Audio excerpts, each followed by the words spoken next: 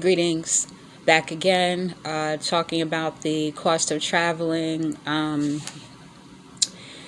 We talked previously about TSA cost for pre-check, visas, passport, the visa fees, as well as the mailing fees, printing costs. All of those are things we kind of touched on. So this video, I actually wanted to get into the cost of the flights. Okay, so I have my notes because there's a lot to remember. So like I said, I left from Washington, D.C., and my flight is I'm supposed to leave from Washington, D.C. My flight is going to London. That's a 2-hour flight,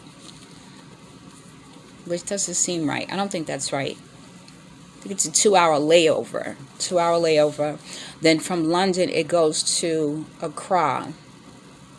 My total flight time is 16 hours. I also purchased trip protection as well as travel insurance. See, more fees I forgot about. For my longer flights, I think it's important to get trip protection in case there's any cancellations or they lose your bags or something happens. That was done through Travel Genio, TRAV as in Victor, ELG as in Gary, EN as in no, IO.com. Okay, so like I said, I'll be there 14 days. That's my plan. Then I will fly from Accra, Ghana to Sierra Leone. That was probably one of the easier trips that I was able to book. That was 2 hours. It's a 2-hour trip, $600. So my first trip is like $600 each for both my son and I. This second trip is $600 for the both of us, $680 if you will. Then we have from Sierra Leone to Gambia. For some odd reason, this flight I think is a little pricey. It's going for $700 round trip, not round trip, one way for both of us, right? So let me just go back. So from Washington, D.C., in the United States to Accra, Ghana, those tickets are about $600 each. Then from Accra, Ghana to Sierra Leone, those tickets are $600 for both. Then from Sierra Leone to Gambia, those tickets are $700.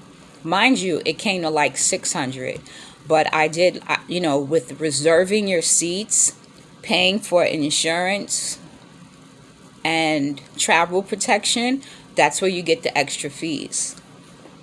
Okay, so then my last flight will be from Banjul, Gambia to Washington, D.C., right? So this flight is going to go from, Banjul to Morocco, and then Morocco back to Washington, D.C. That will get me back home. Yeah. So, cost of your airfare, travel protection, travel insurance. If you don't have medical insurance, some people recommend getting the medical insurance as well. That's a personal choice. In my mind, I think services for medical care are cheaper in other countries than it is here. So you have to decide whether that's a chance you want to take or not. Also, forgot about immunizations, right? We talked about visas, pre-TSA, COVID tests, but we didn't talk about immunizations. If you're into that sort of thing, that's up to you. But some countries require yellow fever shots as well as malaria. Malaria is usually strongly recommended, but I don't believe it's something you have to do. You can always research that on your own.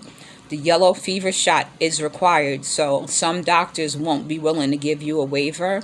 I actually had a yellow fever shot when I was in Senegal like 26 years ago, so I don't plan to do that again now that I know better. I am not willing to do those immunizations. I do plan to create some sort of natural bug spray that I will spray on my clothes and on my body when I'm out during the high risk times. Outside of that, again, do your research. And what I understand, the last case of yellow fever was over 10 years ago in Africa.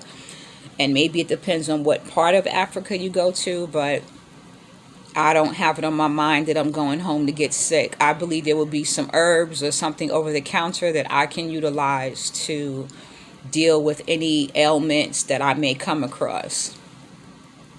And that's really all I have for this video. Please, if you have any questions, feel free to drop them below, and I'll respond, once I have a chance to review them. And I hope I help make this process a little easier for anyone that might have had questions.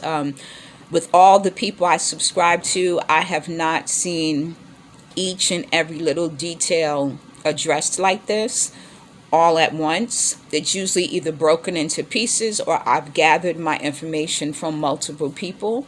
For whatever reason, people don't really get into the finances of it all.